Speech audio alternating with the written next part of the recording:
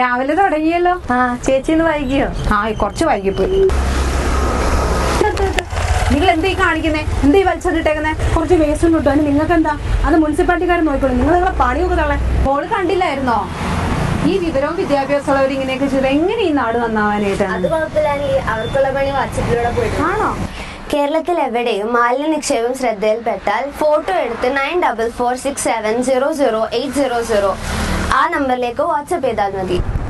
Madam, ഇവരാണ് single വാട്സപ്പിലൂടെ വന്ന പരാതിയിലെ കുറ്റക്കാരൻ.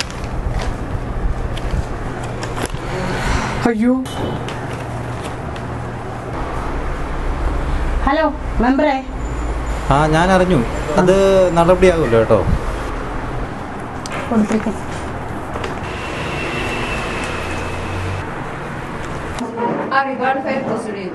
ഇതൊന്നും പ്രതീക്ഷിച്ചല്ല ഞാൻ ചെയ്തത്.